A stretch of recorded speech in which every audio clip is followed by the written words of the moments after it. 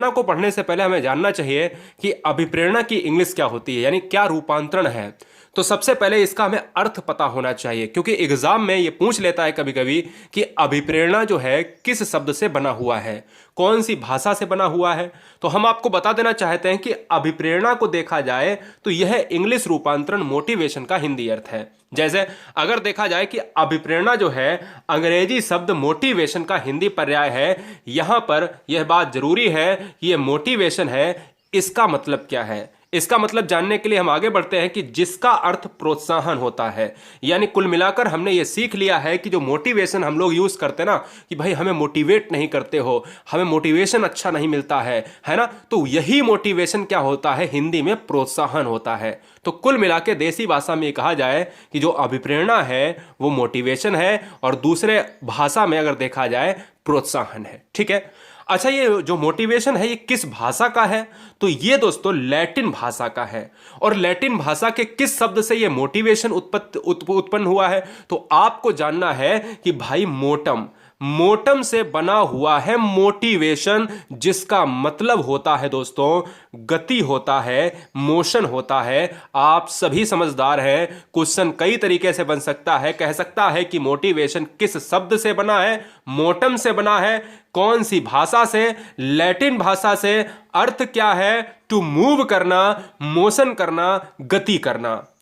अर्थात किसी कार्य को गति प्रदान करना ही अभिप्रेरणा है, मोटिवेशन है। यह चीज आपके दिमाग में सेट हो गई होगी, अब बताने की जरूरत नहीं है। ठीक। प्रमुख तौर पर वीडियो अब स्टार्ट होती है। आने वाले चंद मिनटों में हम 3 महत्वपूर्ण परिभाषाएं लेने वाले हैं जो एग्जाम में बहुत पूछी जाती हैं, हमेशा पूछी जाती हैं। इनमें से एक परिभाषा आपको एग्जाम में मिलेगी। याद रखना है, कॉपी और पेन उठा के इन 3 परिभाषाओं को दिमाग में सेट कर लीजिएगा कंसंट्रेशन के साथ। तो सबसे महत्वपूर्ण अभिप्रेरणा की परिभाषा है गुड की। गुड की परिभाषा एग्जाम में बहुत ट्रेंड करती है। गुड महोदय ने क्या कहा है? हमने हिंदी और इंग्लिश में दोनों बच्चों के लिए लिया है, यानी बहुत परेशान रहते हैं बच्चे हिंदी और इंग्लिश मीडियम वाले। तो समझिएगा इस चीज को कि है क्या गुड महोदय की परिभाषा। प्रेरणा कार्य को आरंभ करने, जारी रखने और नियमित करने की प्रक्रिया है। यह किसने कहा है? तो एग्जाम में आपको गुड का नाम तुरंत याद होना चाहिए। ठीक है। अब जैसे एग्जाम्पल के तौर पर हम इसका अर्थ समझा देते हैं कि प्रेरणा कार्य को आरंभ करना। अब जैसे सरकारी नौकरी आप चाहते हैं या चाहती हैं, तो तब तक आप पढ़ेंगे जब तक आपकी नौकरी न लग जाए। सिंपल सी बात है ना। सरकारी सीट को प्राप्त करने के लिए आप अध्यापक अध्यापिका बनना चाहते हैं, चाहती हैं, तो तब तक पढ़ेंगे जब तक नौकरी ना लग जाए। यानी वो मोटिवेशन नहीं होना चाहिए जो आज तो आपने खूब पढ़ा और कल आपने किताबों को बंद करके रख दिया। तो यही तो यही तो कह रहा है इसमें, यही तो है कोशिश उसकी गुड महोदय की, कि कार्य को आरंभ किया है अगर आज, तो उसको जारी भी रखना है, और अगर जारी रखना है तो उसको नियमित भी करना है, और तब तक नियमित करना है जब तक अपने लक्ष्य को प्राप्त ना कर ले। अगर इंग्लिश में अगर देखा जाए, motivation is the process of arousing, sustaining and regulating activity. यानी गुड महोदय ने इस चीज को अच्छे तरीके से बताया है कि कोई भी कार्य अगर आप कर रहे हैं तो जारी रखिए, नियमित रखिए।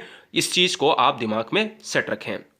अब देखिए यहां पर 3 ही परिभाषाएं हैं, इसको हम यहां पर फिर से रिपीट करेंगे जैसे आपको याद हो जाए। इसमें इसके अलावा आपको क्या लिखनी है? इसको लिखना है, इसको लिखना है, इसको आप ऊपर लिख ही चुके हैं। ठीक है। अब ये क्वेश्चन एग्जाम में कई बार पूछा गया है। गुड के बाद स्किनर की सबसे ज्यादा परिभाषा पूछी जाती है। क्वेश्चन कहता है कि यह बताइएगा कि अभिप्रेरणा सीखने का सर्वोत्तम राजमार्ग है। यह किसने कहा है? तो मैं दोनों को ट्रिक से आपको बता देना चाहता हूं। देखिए, सीखने का सर्वोत्तम राजमार्ग है और स्किनर, स्किनर में देखिए आप नर निकल रहा है, नर। अच्छा, नर जो होते हैं वो आदमी की बात करता है ना, पुरुष की बात करता है। तो यार ये मार्ग है कोई, इस मार्ग पर कौन चलेगा? ये मार्ग जो बनाते हैं अपन, यानी ये मार्ग हम अपने लिए ही तो बनाते हैं, सरकारें हमारे लिए ही तो मार्ग बनाती है ना जिसपे हम लोग चलें। तो आप याद रखो कि राजमार्ग पर कौन चलेगा? नर चलेगा। अब दिमाग में सेट हो जाएगा जैसे ही एग्जाम में आएगा कि राजमार्ग, तो आपके दिमाग में सेट हो जाएगा कि सर ने ये बताया था कि भाई ये राजमार्ग आया है तो इस पर नर ही चलेंगे। ये आपका बिल्कुल ट्रिकी मेथड है, कभी भूलोगे नहीं। यानी अगर क्वेश्चन में पूछा जाए कि अभिप्रेरणा सीखने का सर्वोत्तम राजमार्ग किसने कहा है? स्किनर ने कहा है। अभिप्रेरणा कार्य को आरंभ करना, जारी रखने की प्रक्रिया है, नियमित रखने की प्रक्रिया है, किसने कहा है? गुड ने कहा है। यानी जब कोई भी बच्चा रोज कोई कार्य कर रहा है, रोज पढ़ रहा है, तो ये कार्य अच्छा है, गुड है या बैड है? तो आप कहोगे सर गुड है, बहुत अच्छा है। जारी रखना भी है, रोजाना आप पढ़ रहे हो, तो यार गुड है या बैड है? तो आप कहोगे सर ये गुड एक्टिविटी है ना। मैकडोगल क्या कहते हैं? अभिप्रेरणा वे शारीरिक और मनोवैज्ञानिक दशाएं हैं जो किसी कार्य को करने के लिए प्रेरित करती हैं, ये दोस्तों मैकडोगल के अनुसार है। इन 3 परिभाषाओं का आपको स्क्रीनशॉट ले लेना है, कोई भी बच्चा भूलेगा नहीं दोस्तों। बहुत उम्मीदों के साथ इन 3 परिभाषाओं को हमने बताया है और एग्जाम में हमेशा याद रखना है। अब मैं आपको सिंपल सी भाषा में 2 क्वेश्चन एग्जाम में हमेशा पूछे जाते हैं, 2 में से 1 क्वेश्चन आपको हमेशा मिलेगा।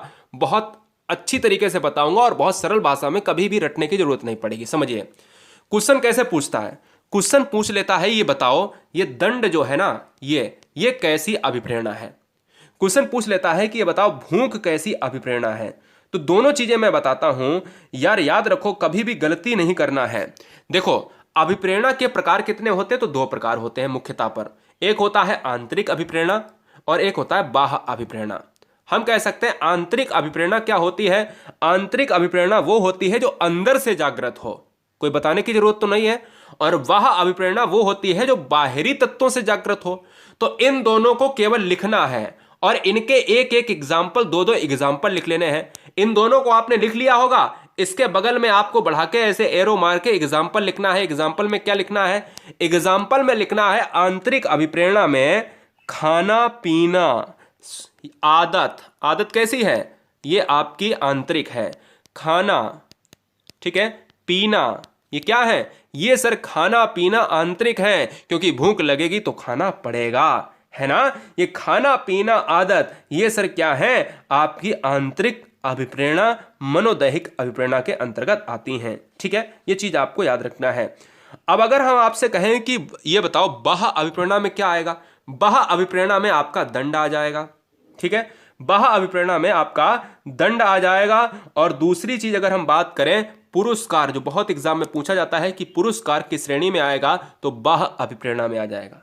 ठीक है, एक और चीज आपको लिख लेना है परिपक्वता। परिपक्वता भी किस में आती है, तो परिपक्वता भी आपकी आती है बाह्य अभिप्रेरणा में। ठीक है, इन चीजों को आपको दिमाग में रखना है। अब हम चलेंगे अगली स्लाइड में, बेहतरीन स्लाइड में, देखते हैं और कितने प्रकार की अभिप्रेरणाएं होती हैं, किन किन के अनुसार कितनी अभिप्रेरणाएं होती हैं। तो यहां पर अगर देखा जाए अभिप्रेरणा के साधारण तौर पर कितने प्रकार होते हैं, वो भी 2 प्रकार के होते हैं। अगर क्वेश्चन में जैविक यानी अगर हम पूछ लिया जाए कि भाई जन्मजात और अर्जित, तो यार यहां पर अगर पूछा जाए आंतरिक और बाह्य, हमने दोनों को ऊपर पूरी तरीके से क्लियर कर दिया। लेकिन जन्मजात और अर्जित पूछा जाए तब कैसे मारेंगे, तो सुनिए कि अगर साधारण तौर पर अभिप्रेरणा देखी जाए तो 2 ही प्रकार की होती है, एक तो आंतरिक और बाह्य बता दी। दूसरे शब्दों में अगर ना मिले तो भाई जन्मजात होगी या अर्जित होगी। जन्मजात अभिप्रेरणा जो होती है वो दोस्तों भूख प्यास नींद काम मलपूत्र त्याग आदि, ये आपको करना ही पड़ेगा। ये आप जन्म से लेकर पहले ही आते हैं, मां के गर्भ से लेकर आते हैं।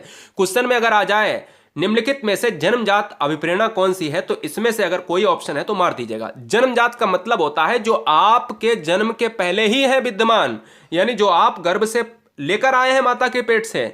भाई भूख लगेगी तो खाना खाना पड़ेगा, प्यास लगेगी कितनी देर भाई रोक पाओगे, प्यास लगेगी आप रोक ही लोगे तो जिंदगी भर के लिए आप चले जाओगे, हमेशा के लिए चले जाओगे, इतना तो आप नहीं रोक सकते। बिना पानी के क्या जीवित रह सकते, नहीं ना। नींद आपको लेना पड़ेगा, काम है ना, सेक्सुअलिटी की बात करेंगे, मलमूत्र ये त्यागना पड़ेगा, है ना, सिंपल सी बात है। हम ये सारी चीजें जानते हैं, ये हम पहले से लेकर आते हैं। ठीक है, अब हम यहां पर जानेंगे कि अर्जित अभिप्रेरणा।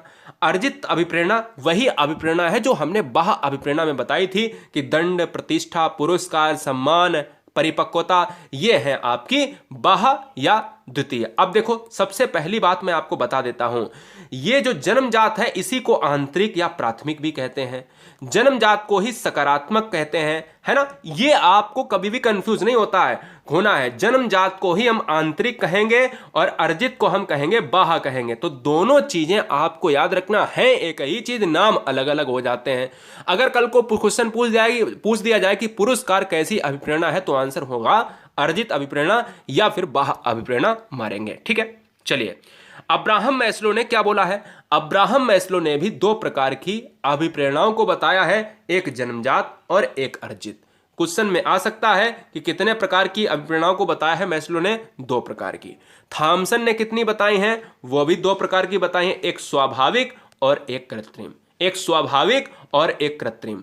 आपको कौन सी याद रखनी है, ये याद रखनी है, एग्जाम के लिए बहुत इंपॉर्टेंट है और दूसरी एग्जाम के लिए जो इंपॉर्टेंट है दोस्तों वो ये याद रखनी है और ज्यादा नहीं याद रखनी है। गैरेट ने 3 बताई हैं, एक जैविक बताई है, एक मनोवैज्ञानिक बताई है, एक सामाजिक बताई है। याद रखना है कि मनोवैज्ञानिक, सामाजिक, जैविक, जैविक को दैहिक कहा जाता है, ये तीनों अभिप्रेरणाओं को बताने वाले मिस्टर गैरेट हैं। जैविक अभिप्रेरणा इमोशन से रिलेट करती है। मनोवैज्ञानिक अभिप्रेरणा मूल प्रवृत्ति जैसे क्रोध, भय, प्रेम, दुख से भय यहां पर रिलेट करती है। सामाजिक, समाज में सम्मान मिलता है ना, समाज में आत्म सुरक्षा होती ना, समाज में आत्म प्रदर्शन आप करते हैं ना, तो सिंपल सी बात है कि सामाजिक नियमों के बीच में आप रहते हो। तो क्वेश्चन में मैंने आपसे ये पूछा है, हमेशा की तरह ये अगर भूल जाए तो कोई दिक्कत नहीं, लेकिन ये नहीं भूलना आप कि ये बताओ कि गैरेट ने कितने प्रकार की अभिप्रेरणाओं को बताया है। तो बताया है 3 प्रकार की, एक है जैविक, एक है मनोवैज्ञानिक और एक है सामाजिक। अब बात करेंगे सबसे कठिन पॉइंट 3 की, very very most important 3 point जो अभिप्रेरणा में हर स्टूडेंट को जानने चाहिए, क्योंकि एग्जाम में यही 3 पॉइंट आते हैं, यही 3 पॉइंट आते हैं। और तीनों पॉइंट को हम किससे देखेंगे? हम देखेंगे कि एक चित्र से। सबसे पहले इन 3 पॉइंट को समझ गया अगर कोई बच्चा, तो मैं जान जाऊंगा कि वो एग्जाम आसानी से क्रैक कर जाएगा। बोले सर कैसे? देखो, सबसे पहले मैं जान लेता हूं कि अभिप्रेरणा एक चक्र दिया। मनोवैज्ञानिक ने अभिप्रेरणा की प्रक्रिया को स्पष्ट करने के लिए एक चक्र का प्रतिपादन किया, जो मैं अभी बताऊंगा। इस चक्र में सोपान कितने हैं सर? 3 सोपान हैं। आवश्यकता, ड्राइव यानी चालक, यहां चालक लिख लीजिएगा, चालक, और तीसरा है प्रोत्साहन, जिसको हम कहते हैं उद्दीपक। अब इस 3 को हम इस तरीके से समझेंगे कि आप एकदम कहोगे सर बिल्कुल लल्लन टाप, एकदम से आइसक्रीम है, कुछ भी नहीं है इसमें। यह आवश्यकता क्या है, चालक क्या है, प्रोत्साहन क्या है, तो इन चीजों को समझने के लिए हम 3 लाइनों में आपको समझा देते हैं। देखो, जब भी कोई भी चीज आपको चाहिए तो भाई उसकी आवश्यकता तो होगी ना, तभी तो आप मोटिवेट होंगे। भाई मोटिवेट आपको कोई कर रहा है तो मतलब क्या है? मतलब यह है कि अगर आप सरकारी नौकरी की तैयारी कर रहे हैं तो एक आपको पद चाहिए वहां पे, तो यही तो आपकी आवश्यकता है। आपकी आवश्यकता क्या है? एक सरकारी नौकरी की। तो समझ गए ना, आवश्यकता यह है कि प्राणी के शरीर में जब किसी चीज की कमी या यति की अवस्था किसी कारण से उत्पन्न होती है तो उसे आवश्यकता कहते हैं। यानी उस प्राणी को पता होना चाहिए कि यह मेरे लिए है जरूरी या नहीं है, और अगर वो जरूरी है तो वो बहुत गति से काम करता है। इसीलिए सालों साल आप मेहनत करते हो कि एक नौकरी मिल जाए। यही दोस्तों, ये नौकरी जो है ना, ये आपकी क्या है? आवश्यकता है। इस चीज को आपको याद रखना है। मेरी बात समझ रहे ना? हम इसको ग्राफ से समझाएंगे, भी केवल समझते जाओ। चालक, यहां चालक कर लेना। चालक, चालक को अंतर्नोद भी कहते हैं या प्रणोद भी कहते हैं। चालक का मतलब क्या है, अंतर्नोद का मतलब क्या है, या प्रणोद का मतलब क्या है? इसको इंग्लिश में कहा जाता है ड्राइव। प्राणी में जब आवश्यकता उत्पन्न होती है तो इस आवश्यकता के कारण प्राणी तनावग्रस्त हो जाता है और पहले से अधिक सक्रिय हो जाता है। इसी तनाव या सक्रियता को चालक कहते हैं। जैसे जैसे आवश्यकता है आपकी प्राणी के शरीर में पानी की कमी। अब यार ये बताओ, आपको प्यास लगी है तो आपको प्यास क्यों लगी है? क्योंकि आपके शरीर में पानी की कमी है। मेरी बात ध्यान से सुनिएगा, आपको प्यास क्यों लगी है? क्योंकि आपके शरीर में पानी की कमी है। शरीर की डिमांड क्या है? पानी की आवश्यकता। शरीर की डिमांड क्या है? पानी की आवश्यकता। और यह डिमांड क्यों है? क्योंकि शरीर को प्यास लगी है। मेरी बात सुनिए ध्यान से। चालक अंतर्नोद क्या है? प्यास है। और इस प्यास का मतलब क्या है? कि आपको पानी की आवश्यकता है, और अगर ये प्यास बुझानी है तो आपको क्या पीना पड़ेगा? पानी पीना पड़ेगा। ये तीनों चीजें जो मैंने लिखी हैं इनको समझ लो। आपकी आवश्यकता क्या है? आपका शरीर जो है, आप दूर से आए हो, आप बहुत परेशान हो कि भाई बहुत गला सूख रहा है, तो मतलब क्या है? कि आपको पानी की आवश्यकता है, पानी मिला नहीं है आपको। लेकिन इस पानी की आवश्यकता क्यों पड़ी? क्योंकि आपको जो अंतर्नोद है आपके अंदर, ये दोस्तों प्यास है। प्यास है तभी तो पानी की आवश्यकता है आपको। और ये दोस्तों प्यास भी है और पानी की आवश्यकता भी है, तो बुझेगा कैसे ये जब तक पानी ना मिले? तो सिंपल सी बात है कि प्रोत्साहन, प्रोत्साहन प्राणी को अपनी तरफ आकर्षित करता है और इसकी प्राप्ति के लिए संतुष्ट करता है।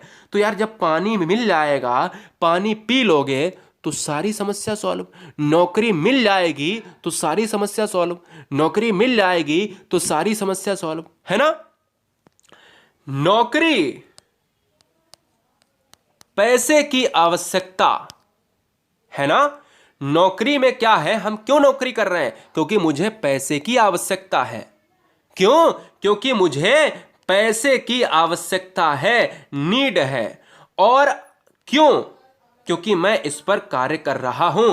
नौकरी को प्राप्त करूंगा तभी तो मैं यहां पर कार्य करूंगा। और जैसे ही कार्य डन हो जाएगा, नौकरी का क्या मिल जाएगा? लेटर मिल जाएगा, ज्वाइनिंग लेटर।